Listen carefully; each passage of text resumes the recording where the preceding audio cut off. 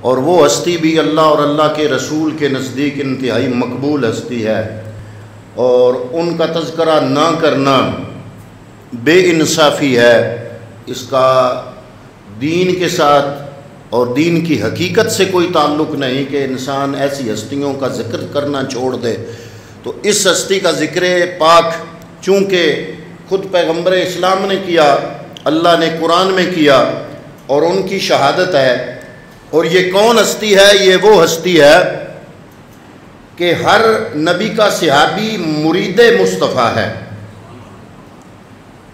نبی کا ہر صحابی مرید مصطفیٰ ہے۔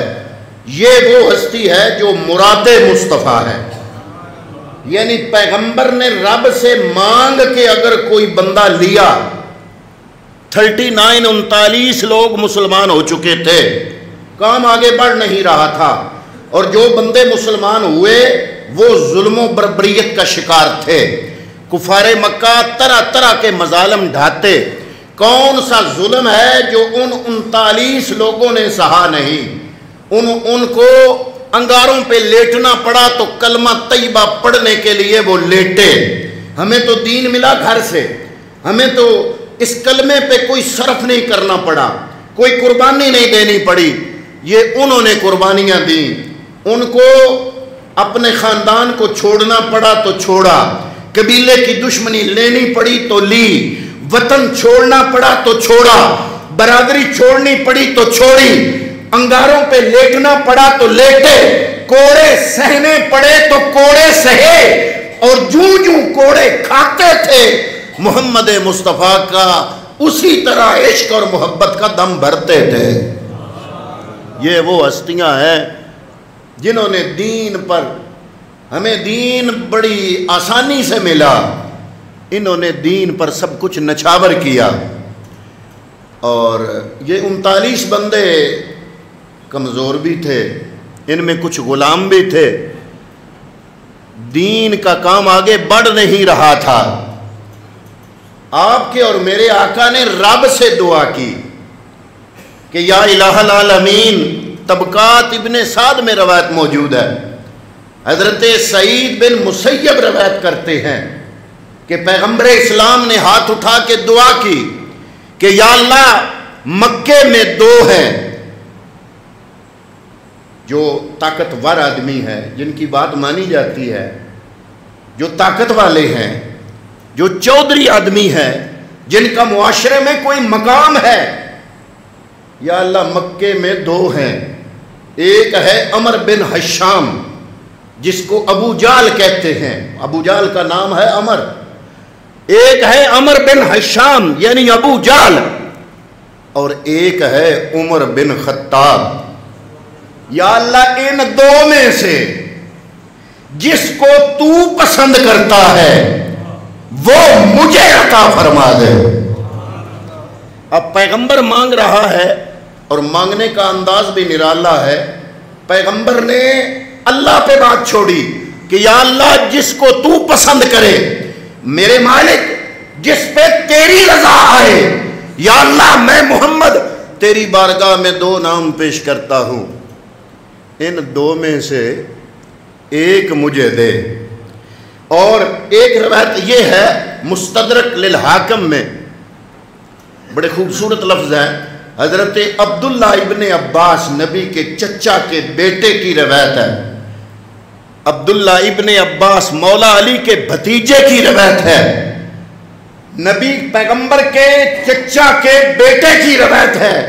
وہ لفظ بڑے پیارے ہیں کہ مصطفیٰ نے رب سے عرض کیا اللہم اعز الاسلام، یا اللہ اگر تو اسلام کو عزت دینا چاہتا ہے، یا اللہ اگر تو چاہتا ہے دین کو عزت ملے، فرمایا بے اسلام عمر تو عمر کو مسلمان کر دے۔ تو ہر نبی کا صحابی مرید مصطفیٰ ہے، عمر مراد مصطفیٰ ہے، نبی کا ہر صحابی طالب مصطفیٰ ہے، عمر مطلوب مصطفیٰ ہے، ہر نبی کا صحابی عاشق مصطفیٰ ہے، طالب مصطفیٰ ہے، عمر وہ ہے جس کو میرے مصطفیٰ نے رب سے مانگ کے لیا۔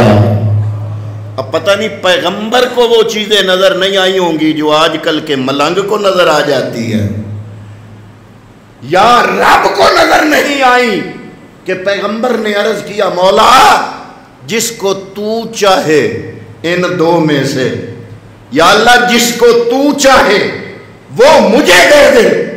حضرت محترم حضرت عبداللہ فرماتے ہیں کہ حضرت عمر کے اسلام لانے سے پہلے ہم جو 39 بندے مسلمان ہوئے نا، ڈرتے تھے کعبہ میں جانے کو۔ حضور نے بھی منع کیا کہ کفار مکہ اکٹھے ہو کے تمہیں اذیتیں دیتے ہیں، پتھر پھینکتے ہیں، جو ہاتھ آ جائے کوڑے بھی مارتے ہیں اور ہر ظلم ان پہ ڈھاتے ہیں، تو آپ چھپ کے نماز ادا کیا کرو۔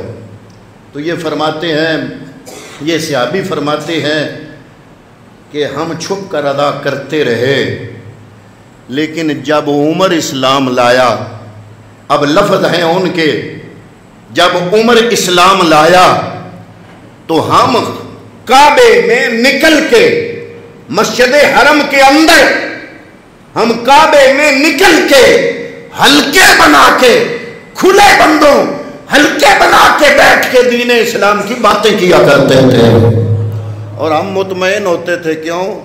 یہ ہمارا اندر بولتا تھا کہ اب خطرہ نہیں، کیوں؟ اب ہم میں عمر ہے، اب خطرہ نہیں، کیوں؟ اب ہم میں عمر ہے۔ ادھر حضرت عمر فاروق خانہ کعبے گئے، اس وقت ابھی اسلام قبول نہیں کیا، تو ادھر خانہ کعبے کے اندر اپنے پرانے حساب سے حاضری دے رہے ہیں، ادھر سے مصطفیٰ دعا کر رہے ہیں، ادھر سے بلاوا آیا، کفار مکہ سارے سردار بیٹھے ہیں، انہوں نے مشورہ کیا کہ محمد کا سر اتار دو، استغفر اللہ، نہ رہے گا بانس نہ بجے گی بانسری، لیکن یہ کام کرے کون؟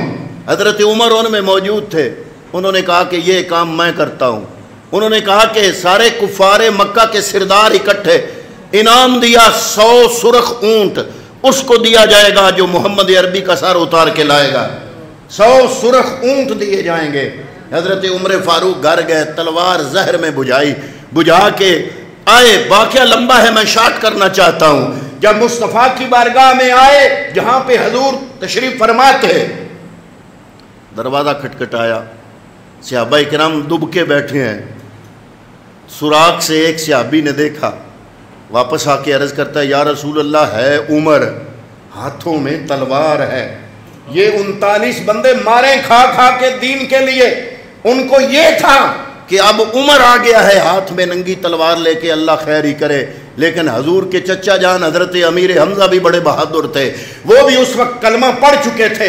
آپ فرماتے ہیں کہ دروازہ کھول دو، اگر عمر آیا اچھی نیت سے تو ٹھیک ہے، اور اگر عمر بری نیت سے آیا عمر کی تلوار سے، میں حمزہ عمر کا ہی سر قلم کر دوں گا۔ ادھر عمر دروازے کے باہر کھڑا، ادھر حضور نبی کریم صلی اللہ علیہ وسلم دعا کر رہے ہیں، یا اللہ عمر آ گیا ہے، اس کو مسلمان بنا دے۔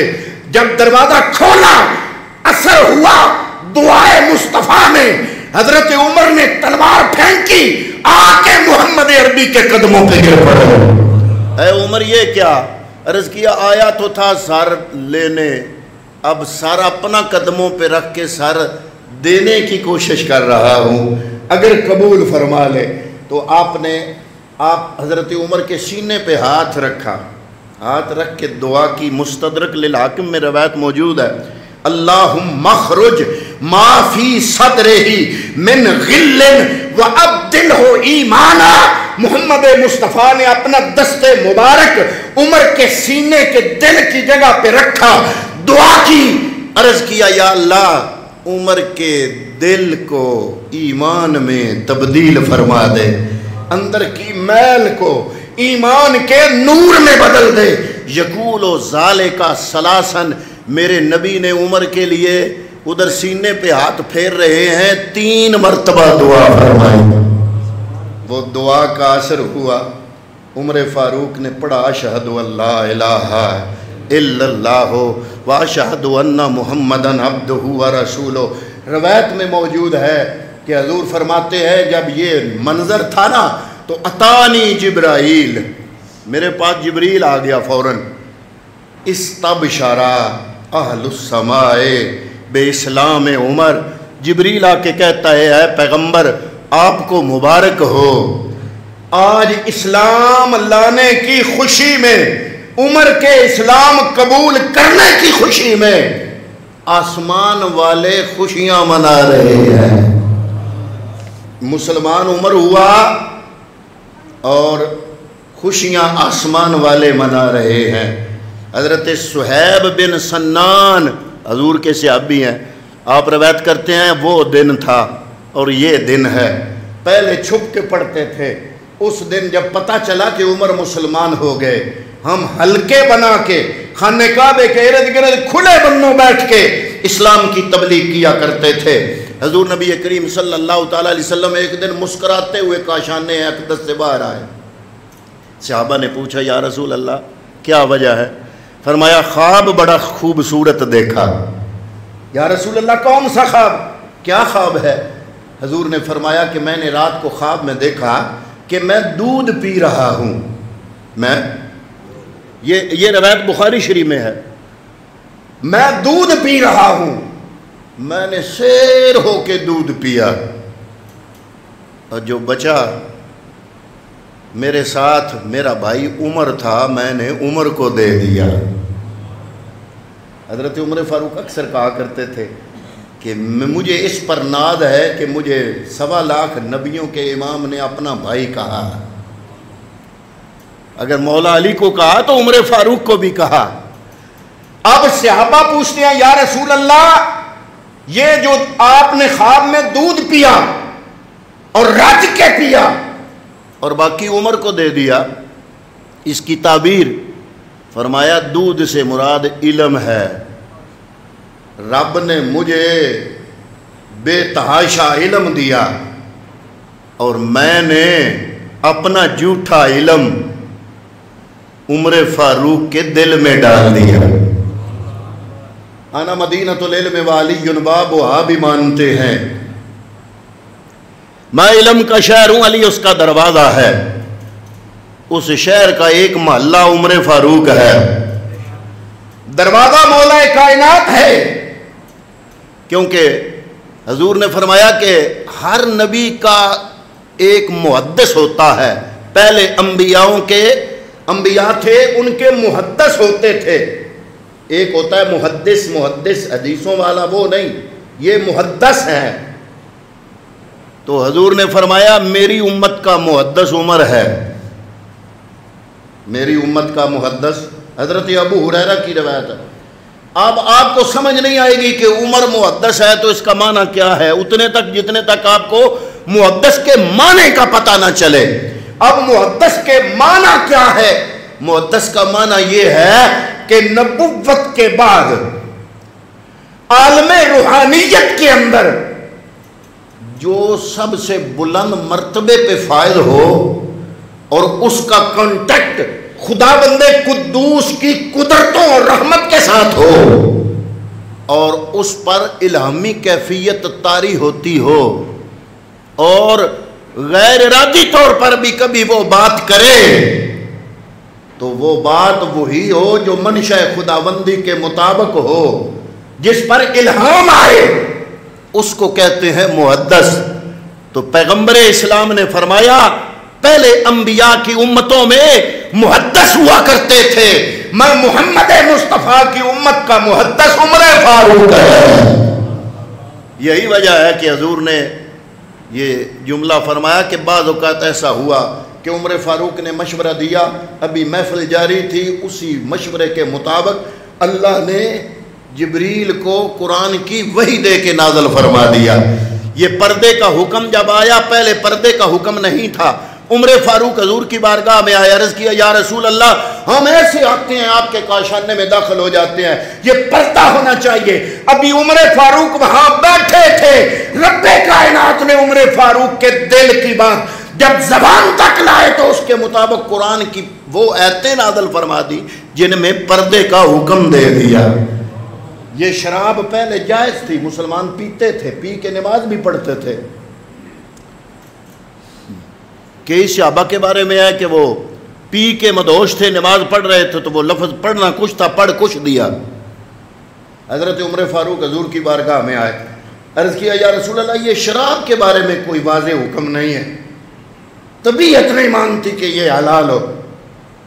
سلیم الفطرت طبیعت کے مالک تھے عمر فاروق، صرف چودھری نہیں تھے، طبیعت کے بڑے سلیم تھے، سلیم الفطرت طبع تھی۔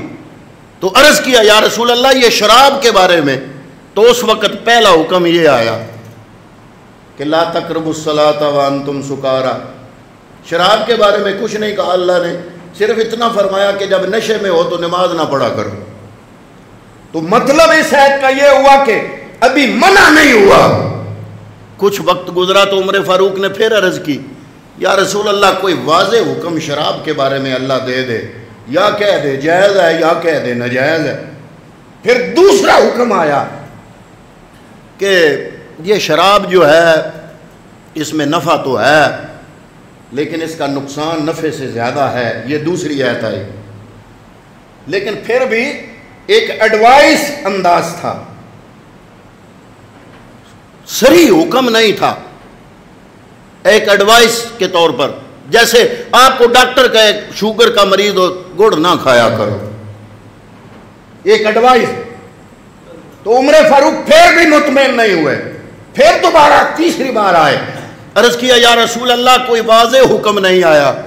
رب العالمین عمر فاروق کے دل کی جو تمنا تھی اس کو ان لفظوں میں ڈالا۔ پھر تیسری مرتبہ یہ آیت طیبہ نازل ہوئی انما الخمر والمیسر والانصاب والازلام رجس من عمل الشیطان فاجتنبوہ۔ یہ شراب اور جوا ان سے بچ جاؤ کیونکہ یہ شیطانی کام ہے۔ تو حضور نبی کریم نے ارشاد فرمایا کہ عمر فاروق کی زبان پہ حق بولتا ہے، یعنی نبوت کے بعد جو مقام الہام کا ہے، الہامی باتیں حضرت عمر فاروق کیا کرتے تھے۔ حضرت محترم حضرت ابو ذر حضور کے صحابی بڑے مشہور ہیں، آپ نے نام سنا ہوگا۔ آپ فرماتے ہیں کہ میں عمر فاروق کی محفل میں تھا کہ ایک نوجوان پاس سے گزرا۔ حضرت عمر فاروق نے اس نوجوان کو دیکھا تو حضرت عمر فاروق کی زبان سے نکلا بڑا پاک باز نوجوان ہے، بڑا پاک باز نوجوان ہے۔ حضرت ابو ذر فرماتے ہیں میں وہاں سے اٹھا، میں اس نوجوان کے پیچھے چل پڑا، راستے میں اس کو گھیر لیا، اس کو بلایا، میں نے کہا میرے لیے دعا کرو کہ اللہ میری بخشش فرما دے۔ اب چونکہ زمانہ تھا عمر فاروق کی خلافت کا، وہ نوجوان پیدا ہی حضور کی ظاہری وصال کے بعد ہوا، اس نے تو حضور کو نہیں دیکھا تھا۔ اب جب حضرت ابو ذر نے اس نوجوان کو کہا کہ میرے لیے بخشش کی دعا کرو تو اس نے کہا جناب آپ صحابی رسول ہیں، میں آج کا نوجوان ہوں، میں نے آپ کے لیے کیا دعا کرنی ہے؟ تو حضرت ابو ذر فرماتے ہیں میں نے پھر اس کو کہا، میں نے کہا یار یہ باتیں چھوڑو، تم مجھے صرف میرے لیے میرے حق میں بخشش کی دعا کر دو۔ اس نے کہا کہ جناب راز اس میں کیا ہے، آپ بزرگ آدمی ہیں، صحابی رسول ہیں، میں نوجوان ہوں، نوجوان آدمی کبھی غلطی بھی کر دیتا ہے، گناہگاری بھی ہو جاتی ہے، تو مجھے سے آپ دعا کیوں کرا رہے ہیں؟ تو آپ نے حضرت ابو ذر نے اس نوجوان کو کہا کہ جب تم عمر فاروق کے پاس سے گزر رہے تھے نا تو عمر فاروق کی نگاہ پڑی تھی نا تم پہ، تو عمر فاروق نے کہا تھا بڑا پاک باز نوجوان ہے۔ جب عمر فاروق کی زبان سے یہ جملہ نکلا تو میں نے جملہ سنا ہوا نبی سے کہ انی سمعت رسول اللہ صلی اللہ علیہ وسلم یقول ان اللہ جعل الحق علی لسان عمر وقلبہ۔ میں نے پیغمبر سے سنا تھا کہ عمر فاروق کی زبان اور دل پر اللہ رب العالمین نے حق جاری فرما دیا ہے۔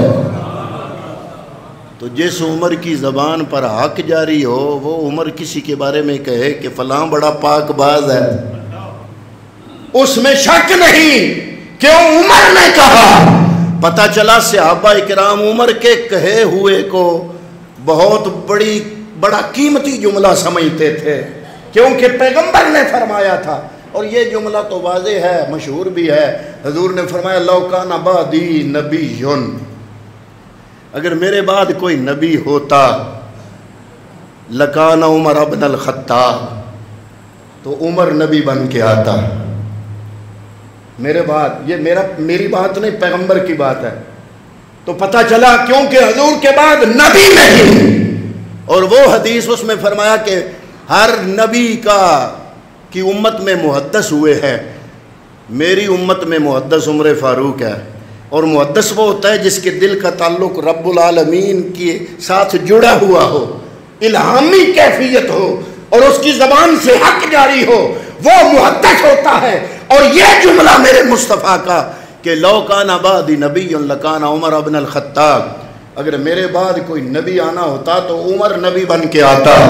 تو پتہ چلا کہ اگر عمر نبی نہیں نہ بن سکا تو مرزا قادیانی بھی کبھی نہیں بن سکتا۔ اگر صحابی رسول میں سے کوئی نبی نہیں نہ بن سکا تو مرزا قادیانی میں اتنی استطاعت نہیں ہے کہ وہ نبی بن سکے، پھر کوئی بھی نبی نہیں بن سکتا، کیونکہ امت میں سب سے اعلیٰ صحابہ کرام رضوان اللہ تعالیٰ علیہ مجمعین کی ذوات قدسیات ہیں۔ تو آج چونکہ یکم محرم حضرت عمر فاروق کی شہادت ہے، آپ کی یہ دعا رہی کہ یا اللہ مجھے شہادت بھی عطا کر تو موت میری تیرے حبیب کے شہر میں آئے۔ عجیب دعا ہے۔ شہادت تو ملتی ہے میدان جنگ میں، تو عرض کیا یا اللہ، یہ دعا تھی آپ کی، اللہم ارزقنی شہادتن فی سبیلک واجعل موتی فی بلد رسولک، یا اللہ مجھے اپنے رستے میں شہادت بھی دے اور میری موت تیرے پیغمبر کے شہر میں آئے۔ یہ دونوں دعائیں رب نے قبول فرمائی۔ آپ کی جب شہادت ہوئی تو مدینے میں ہی تھے، اور شہادت ہو گئی، اس نے ابو لولو نے آ کے حملہ کر دیا، جو کہ ایک غلام تھا اور وہ چکیاں بناتا تھا۔ تو حضرت عمر فاروق چونکہ عدل والے تھے، آپ نے اس کو فرمایا تھا کہ تم قیمت زیادہ وصول کرتے ہو، کم قیمت لیا کرو، کم قیمت میں چکیاں بنا کے دیا کرو۔ اس غصے میں اس نے حضرت عمر فاروق کو شہید کیا، اور آپ کی وفات بھی حضور کے شہر میں ہوئی۔